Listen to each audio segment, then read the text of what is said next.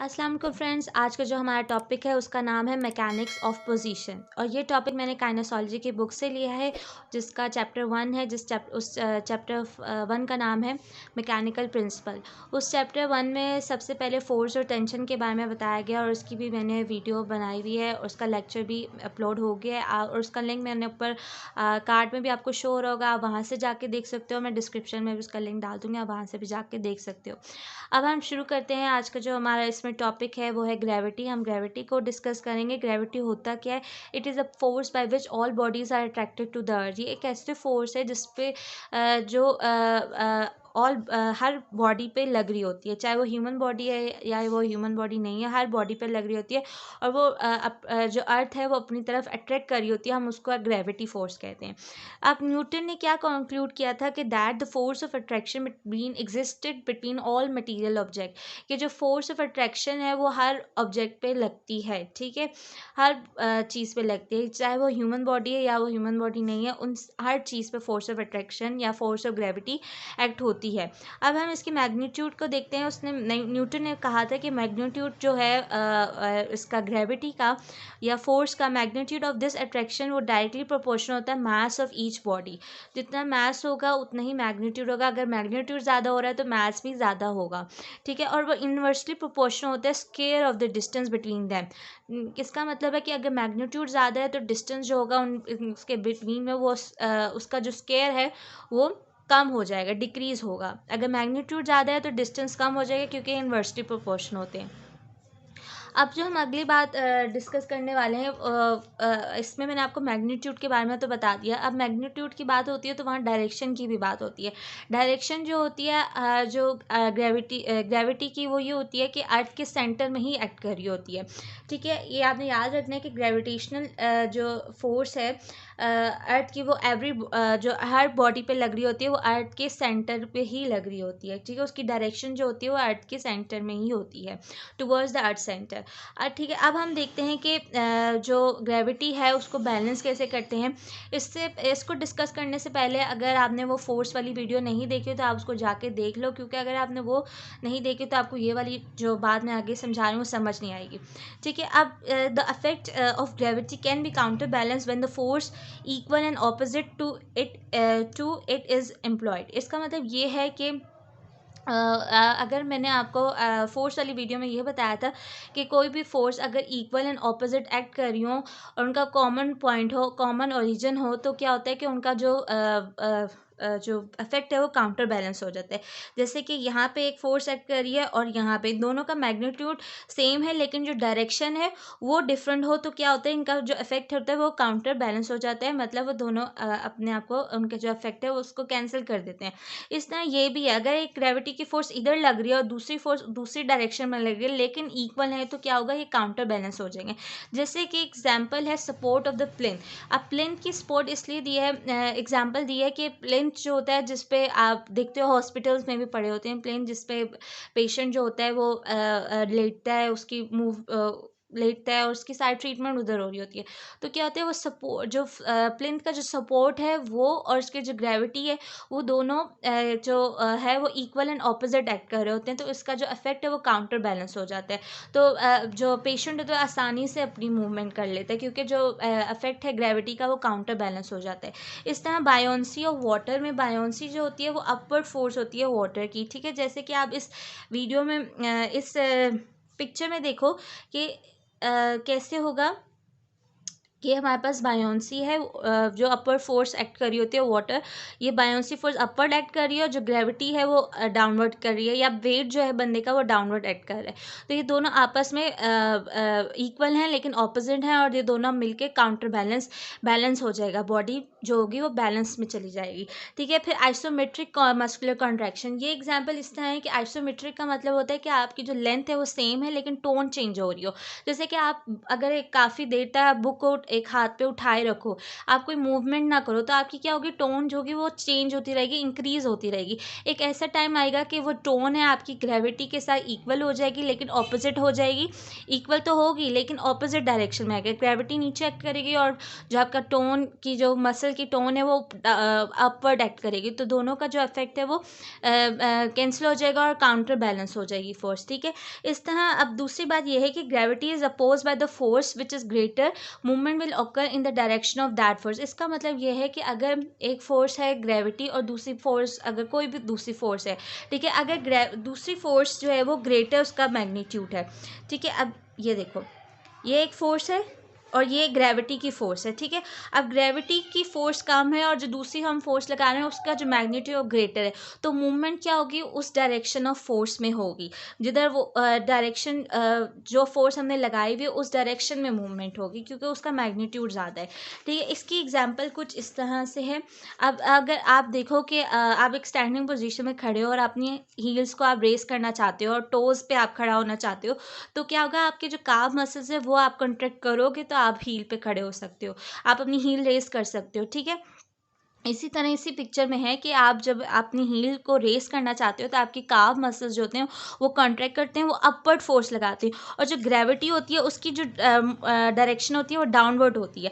अब क्या होता है कि मैंने बताया कि जिस फोर्स की अगर ग्रेविटी की फोर्स ज़्यादा हुई तो उस डायरेक्शन में मूवमेंट होगी, अगर जो हम दूसरी फोर्स लगाने हैं उसकी फोर्स ज़्यादा हुई तो उस डायरेक्शन में मूव करेगी।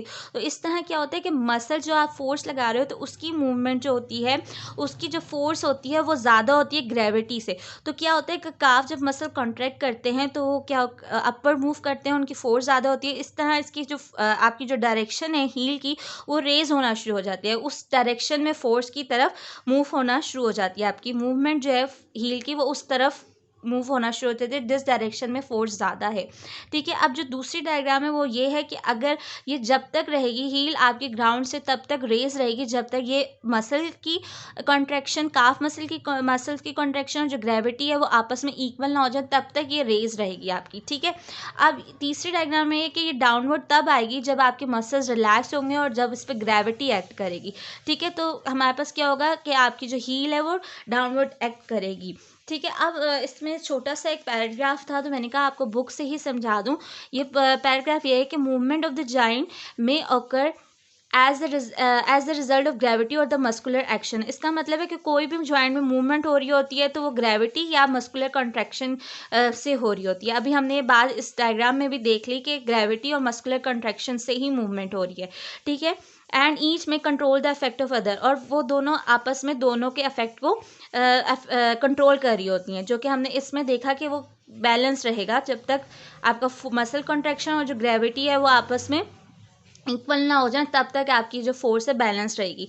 In the erect position balance is maintain by the integrated contraction of many muscles called the anti gravity muscles. इसमें ये लिखा हुआ है कि जब आप इरेक्ट पोजीशन में खड़े हो तो आपका बैलेंस कैसे मेंटेन रहता है। बैलेंस तब मेंटेन रहता है जब आपके जो मसल्स होते हैं, बहुत सारे मसल्स कॉन्ट्रैक्ट कर रहे होते हैं और वो मसल्स जो होते हैं वो एंटी ग्रेविटी मसल्स होते हैं, तभी आप इरेक्ट पोजीशन में खड़े रहते हो, ठीक है। उन मसल कॉन्ट्रैक्शन जो आपके एंटी ग्रेविटी मसल्स हैं उनकी फोर्स ज़्यादा होती है ग्रेविटी से, इसलिए आपकी जो पोजीशन है वो इरेक्ट पोजीशन रहती है, ठीक है। While the true relaxation can occur only under the condition in which the muscles are no longer required to work against the effect of gravity.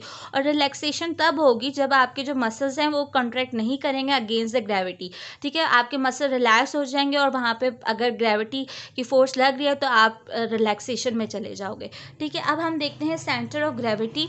अगला जो हमारा टॉपिक है वो सेंटर ऑफ ग्रेविटी। अब सेंटर ऑफ ग्रेविटी होता क्या है। Centre of gravity of the rigid body is the point through which the earth attraction effectively act what ever the position of the body. इसका मतलब ये है कि कोई भी रिजिड बॉडी है उसका सेंटर ऑफ ग्रेविटी जो होगा वो क्या होगा, वो पॉइंट होगा जिसपे अर्थ जो है अपनी सारी फोर्स लगा रही होगी, कोई भी चाहे पोजिशन हो, ठीक है। अब हमें कैसे पता चलेगा कि अर्थ की जो अट्रैक्शन है वो उस पॉइंट किस पॉइंट पे लग रही है, ठीक है। इसलिए उन्होंने एक चीज़ उन्होंने आगे लिख दिया है, the point two which the line of action of the weight act. वो पॉइंट जहाँ पे वेट एक्ट कर रहा होगा बॉडी का, वहाँ पे उसको हम सेंटर ऑफ ग्रेविटी कंसिडर करेंगे, ठीक है।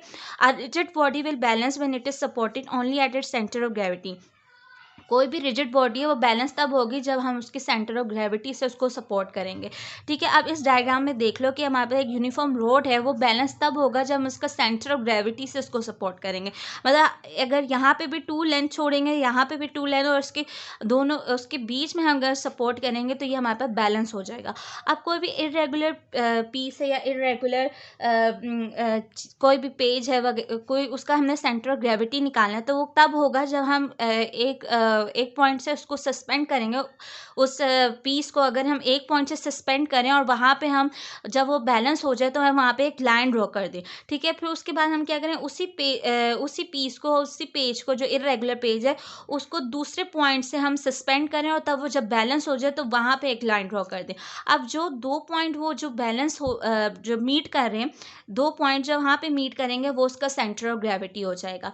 ठीक है, और एक और बात यहाँ पे लिखी हुई थी कि ज़रूरी नहीं है कि सेंटर ऑफ ग्रेविटी जो है वो बॉडी के अंदर ही एक्ट करे, वो आपके रिंग में भी एक्ट कर सकता है, और एक और रिंग के बाहर भी। जैसे अब रिंग है, रिंग खाली होती है, उसमें रिंग के बीच में आपका जो सेंटर ऑफ ग्रेविटी है वो एक्ट करता है। और बूमरिंग का मतलब एक वेपन होता है।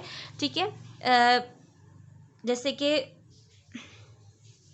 ये एक वेपन है। ठीक है, ये वेपन के तौर पे यूज़ होता है, बूमरिंग इसको कहते हैं। इसमें जो सेंटर ऑफ ग्रेविटी है वो इधर तो नहीं ऐड करेगा, वो इधर कहीं ऐड करेगा। तो इसमें ये लिखा हुआ है कि ज़रूरी नहीं कि सेंटर ऑफ ग्रेविटी बॉडी में ही ऐड करे, वो कोई स्पेस पे भी ऐड करता है, जैसे रिंग और बूमरिंग। ठीक है, अब जो सेंटर ऑफ ग्रेविटी है ह्यूमन बॉडी में वो किधर है, ये बात इंपॉर्टेंट है, ये MCQs में भी आ सकती है। या आपने बात याद रखनी है कि जो सेंटर ऑफ ग्रेविटी है ह्यूमन बॉडी में वो सेकेंड सैक्रल वर्टिब्रा होती है। ठीक है, ये हायर होती है in man and children than in women, क्योंकि because of the greater amount of weight they carry in the upper half of the body, क्योंकि उनकी upper half of the body में जो वेट है वो ज़्यादा होता है, इसलिए उनका जो सेंटर ऑफ ग्रेविटी है वो हायर होता है। ठीक है, अब हम लाइन ऑफ ग्रेविटी की बात करते हैं। लाइन ऑफ ग्रेविटी क्या होता है, एक वर्टिकल लाइन होती है through the centre of gravity. मतलब सेंटर ऑफ ग्रेविटी से अगर हम एक वर्टिकल लाइन ड्रॉ करें तो वो लाइन ऑफ ग्रेविटी हो जाएगा। एक फंडामेंटल पोजीशन, सेंडिंग पोजीशन है, फंडामेंटल पोजीशन, और जो हमारे पास दूसरी पोजीशन है एनाटमिकल पोजीशन, उसका मैं आपको बताती चलूँ। जो हमारे पास एनाटमिकल पोजीशन होती है वो ये होती है, और जो हमारे पास फंडामेंटल पोजीशन होती है वो ये होती है। ठीक है, इसमें आपके जो आर्म होते हैं वो साइड पे होते हैं, और इसमें आपके आर्म जो होते हैं वो सुपिनेटेड होते हैं और एब्डक्टेड होते हैं। ठीक है, यह बात आपने याद रखनी है। अभी मैं फंडामेंटल पोजीशन की बात कर रही हूँ। फंडामेंटल पोजीशन ये वाली है। ठीक है, इसमें क्या है कि लाइन ऑफ ग्रेविटी की जो होगी वो पास होगी सेकेंड सैक्रल वर्टिब्रा, क्योंकि सेकेंड सैक्रल वर्टिब्रा जो है वो हमारे पास सेंटर ऑफ ग्रेविटी है, वहाँ से हम स्टार्ट करेंगे। ठीक है, वहाँ से वो वर्टेक्स में जाएगी। वर्टेक्स का मतलब upper surface of the head, मतलब हेड की तरफ जाएगी, और वहीं से सेकेंड सैक्रल वर्टिब्रा से फीट तक जाएगी, तो एक लाइन हमारे पर ड्रॉ हो जाएगी जिसको हम लाइन ऑफ ग्रेविटी कहेंगे। ठीक है, अगर आपने किसी बंदे का पोस्चर देखना है कि वो सही है या नहीं, तो उसमें क्या होगा कि आपने क्या करना है कि देखना है कि जो लाइन ऑफ ग्रेविटी है वो मिड सर्वाइकल से पास होनी चाहिए, मिड लंबर वर्टिब्रा से पास होनी चाहिए, and in front of the thoracic vertebra से पास होनी चाहिए। और जो एक्सटर्नल ईयर और जो शोल्डर ईयर हो वो हमारे पास लेटरल टू द लाइन हो, मतलब लाइन ऑफ ग्रेविटी से लेटरल हो, और जो नी जॉइंट है और वो एंकल जॉइंट हो पोस्टीरियर लेटरल हो उस लाइन से। ठीक है, आज का यही हमारा टॉपिक था। अगर इसमें आपने कोई भी क्वेश्चन पूछना हो तो आप कमेंट्स में मुझसे पूछ सकते हैं। Thank you so much. अब इस अगले वीडियो में आपको मैं इसका जो अगला पार्ट है चैप्टर का, या इसका जो अगला टॉपिक है वो एक्सप्लेन करती हूँ।